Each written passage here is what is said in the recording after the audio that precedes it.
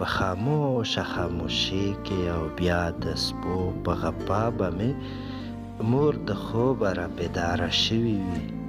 زما په کټ به یې نظر پرېوتې وي.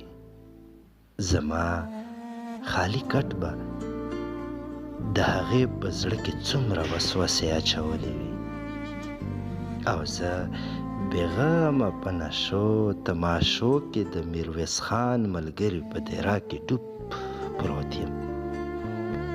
څو واره ماته خپلې مور په اشارو کې د میرویس خان د بدعملۍ او د هغوی د لاسه زما د پلار د وژلو حوالې را کړې وې، خو زما د زلمیتوب لیونتوب هیڅ هم نه منل، او نه مې ضمیر راویښېدو. په دې شپه به مې مور څو ځله د کوټې نه انګړ ته او د انګړ نه کوټې ته تلې راغلې وي.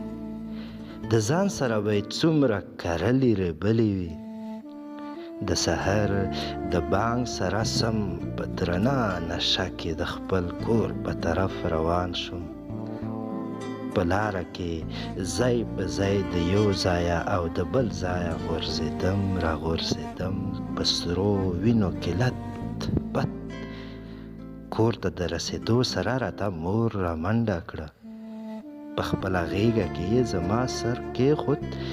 په خپله لوپټه یې زما د سر او مخ وینې پاکې کړې.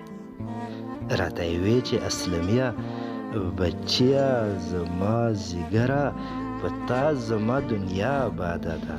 تا ته مې د خپل سر ویښته سپین کړل، د خدای لپاره پرېږده دا د بدعملو خلکو ناستې.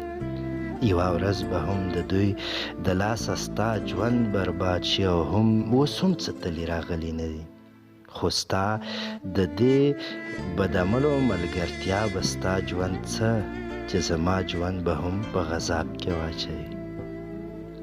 د بیبي هغه ټولې خبره مې اوس مخې ته کېږي، او سره د عقله په دې هم نه پوهېدم چې بیبي راته د میرویس خان په هکله په اشارو کې د پلار د وژلو هم ویلي و.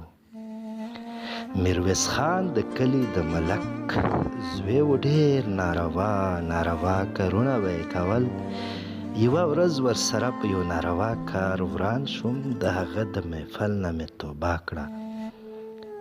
هم په دې ورځو کې مې مور ناجوړه وه.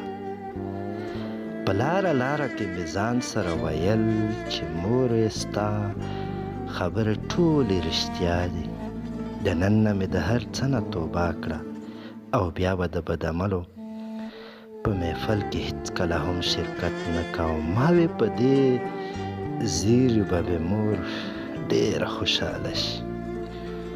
خو کور ته د رسېدو سره مې په کور کې د چم ګاونډ ښځې ولیدې چې په ژړا انګولا سر دي. زما په لیدو یې چغې کړې چې بدقسمته اسلمیه، وګوره ستا له غمه ستا مور نن ساه ورکړه. دا واس په ما د تندر ګزار و.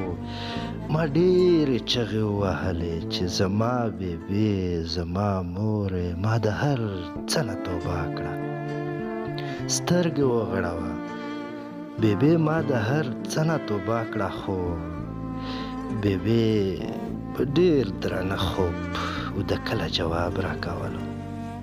زه هغه بدقسمته زوی یم چې لا تر ننه مې د بیبي مینه، شفقت او نصیحتونه تنګوي.